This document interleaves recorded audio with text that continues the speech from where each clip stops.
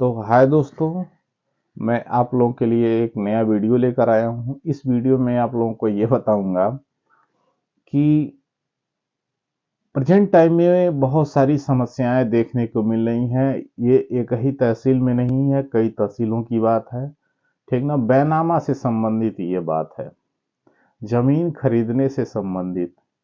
ठीक है, तो इस चीज को मैं आज क्लियर करना चाहता हूं और आप सभी को मैं यही निर्णय दूंगा और यही समझाने की कोशिश करूंगा और मैं यही आप लोगों से अपेक्षा करूंगा कि जो मैं बताऊंगा उसको फॉलो करने की आप लोग कोशिश करिएगा। ठीक है, तो सपोज करिए यह एक जमीन है। ठीक है, इस जमीन में कई सारे खातेदार हैं और एक कोई बाहरी व्यक्ति आता है जो इतने एरिया जमीन को खरीद लेता है। क्या करता है? खरीदता है। मुख्य मुद्दा ये है, ठीक है, कि जितने भी बैनामे आजकल हो रहे हैं लगभग 95% 95% बैनामे में ऑब्जेक्शन लग जा रहा है। ठीक ना, आपत्तियां लग जा रही हैं जिससे उनका खारिज दाखिल रुक जा रहा है। इसका कारण क्या है? आपत्तियां क्यों लग रही हैं? इसका कारण क्या है? कई सारे कारण है इसका। ठीक है, तो सबसे पहला कारण तो मैं आप लोगों को बता दूं, ज्यादातर लोग गलतियां यही कर रहे हैं कि अगर सपोज करिए कि इतनी जमीन, ये सपोज करिए 1 कट्ठा जमीन है, 3 डिसमिल जमीन है और आपको 3 डिसमिल जमीन, इस ये 10 डिसमिल का पूरा एरिया है। पूरा एरिया जो 10 डिसमिल का, इसमें से आपको 3 ही डिसमिल जमीन लेना है। वो भी ये सड़क है, इस रास्ते पर आपको लेना है। ठीक है, तो इतने, जब इतने सारे खातेदार इसमें, सपोज करिए या तो एक ही व्यक्ति का ये हो सकता है ये 10 डिसमिल, या ये 10 डिसमिल में 3 लोग, 4 लोग, 2 लोग भी हो सकते हैं। तो 2 लोग भी हो सकते हैं। तो ये सामने से क्या है? रास्ता है। रास्ता है तो अगर सपोज करिए इसमें 3 व्यक्ति हैं, कितने? 3 खातेदार हैं। अगर 3 खातेदार हैं तो तीनों को ऐसे सड़क पर चाहिए। चाहिए कि नहीं चाहिए? तीनों को सड़क पर चाहिए। तो अगर ये खातेदार अपना बेच रहा है तो बस ये अपने हिस्से में ही इतना बेचेगा। ठीक है, अगर सपोज करिए कि अगर मान लीजिए जमीन ये है और ये सामने से रास्ता है। ठीक है, और सहमति के आधार पर, पुराने बुजुर्गों के आधार पर बंटवारा ऐसे हुआ है। ठीक है, ये बड़े का है, ये मझले का है, ये छोटे का है। ठीक, तो इसमें से किसी एक व्यक्ति ने ये जो फ्रंट पे है पूरा लेकर के, फ्रंट पे उसने इतना बेच दिया। तो अब जमाना होशियार हो गया है। ठीक है, पहले ये लोग कर लेते थे लेकिन अब नहीं। तो जब इतना आप खरीदेंगे तो ये पीछे का पीछे ही रह जाएंगे। तो वही पीछे वाले क्या कर रहे हैं? एलिगेशन लगा दे रहे हैं, आपत्तियां लगा दे रहे हैं इस फाइल में। ठीक है, कि भाई हमको भी सड़क पर चाहिए। पहला कारण ये है, ठीक, कि हमको भी सड़क पर चाहिए। पहला रीजन ये है। दूसरा रीजन ये है कि आप जब जमीन खरीदने जा रहे हैं, जब आपको इतने एरिया की जमीन लेनी है, 3 ही डिसमिल जमीन लेना है, तो आप क्यों पहले जा करके लिखवा ले रहे हैं, स्टैम्प पेपर लिखवा ले रहे हैं, ठीक ना, रजिस्टर, बैनामा रजिस्टर्ड करवा ले रहे हैं, करवाने के बाद आ रहे हैं तब इसको कब्जा कर रहे हैं। सबसे बड़ी गलती तो आप यही कर रहे हैं। तो मेरा सबसे यही सुझाव है, अगर जमीन आपको लेनी है तो आप पैसा दे रहे हैं भाई, ठीक है, पैसा दे रहे हैं तो साफ सुथरी जमीन, अच्छी जमीन लीजिए ना। क्यों ये विवादित जमीन, कचड़े वाली जमीन आप लोग लेते हैं? तो अगर आपको बचना है कि हमारे बैनामे की फाइलों में आपत्ति ना लगे, ऑब्जेक्शन ना लगे, तो आप सबसे पहले क्या करिए? ठीक है, इस जमीन पे जाइए, पहले बयाना दीजिए। बयाना देने के बाद उतना जमीन आप कब्जा करिए। कब्जा करेंगे, जब कब्जा करने जाएंगे, दीवार चलवाएंगे, खूटा डंटा लगवाएंगे यहाँ चारों कोने पे, तो वैसे ही पता चल जाएगा जमीन विवादित है कि नहीं है। ठीक, बहुत लोग झूठ मूठ में सर्च करवाते हैं कचहरी में कि ये जमीन थोड़ा देखिएगा, इंतखाब लीजिए और देखिएगा ये विवादित तो नहीं है, किसी प्रकार का विवाद नहीं। अरे विवादित ऐसे कैसे पता चलेगा? जब आप कब्जा करने जाएंगे तब आपको विवादित पता चलेगा। ठीक है, तो इन सब चीज़ों का आप ध्यान रखिए। सबसे पहला काम, आप ज़मीन खरीदिए तो उस पर कब्जा रखिए। कब्जा रखने के बाद ही कचहरी में बैनामा करवाने जाइए, अन्यथा आप ऐसे ही फंसे रहेंगे।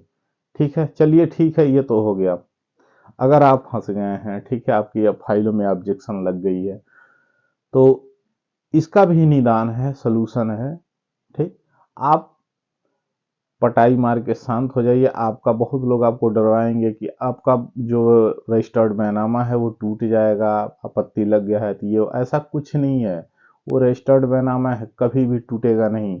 और रजिस्टर्ड बैनामा तोड़ने का पावर तहसीलदार को नहीं है। तहसीलदार सिर्फ आपकी आपत्ति को देखेगा, ठीक ना, वो फाइल चलती रहेगी, तहसीलदार आप महोदय आपकी फाइलों को देखेंगे, ठीक ना। एक समय ऐसा आएगा कि हो उनको लगेगा कि ये जो ऑब्जेक्शन करता है, ठीक ना, आपत्ति करता है, वो लीगल नहीं है, सही तरीके से नहीं हुआ आया है, तो वो फाइलें आदेश हो जाती हैं। अन्यथा उनको बैनामा खारिज करने का पावर नहीं है तहसीलदार को। इसको ये पावर है सिविल कोर्ट, सिविल कोर्ट के जज को। ठीक है, तो इन सब चीज़ों से आप सावधान रहिए, डरिए मत। हाँ, अगर आपको बहुत जल्दी है, बहुत ज़्यादा परेशान है, आपकी फाइल में आपत्ति लगी हुई है, ऑब्जेक्शन लगा हुआ है, बहुत ज़्यादा अगर आप परेशान हैं, तो उस बैनामे का नकल निकलवाइए और निकलवा के ले चले जाइए हाई कोर्ट। हाई कोर्ट से एक डायरेक्शन लाइए, डायरेक्शन ले आके फाइल में लगवा दीजिए। आपका जल्द से जल्द तारीख पड़ेगा और जल्द से जल्द आपकी फाइलों का निदान होगा।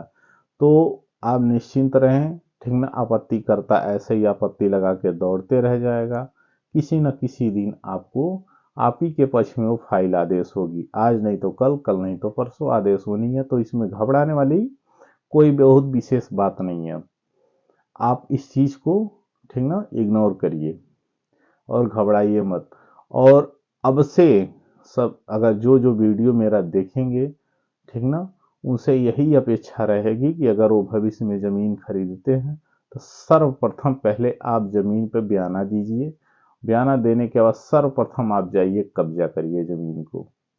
ठीक, या विक्रेता को, जिसकी ज़मीन है, जो आपको बेच रहा है, उससे कहिए कि भाई आप हमको कब्जा करके, उतना कब्जा करके दीजिए तो मैं आपको बयाना दे रहा हूँ, आप चल के अगले दिन हमें रजिस्ट्री कर दीजिए। ठीक, तो इन सब चीज़ों से आप बचे रहेंगे।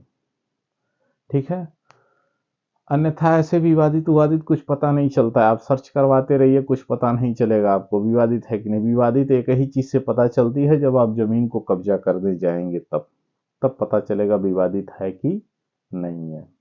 सिंपल सा तरीका है।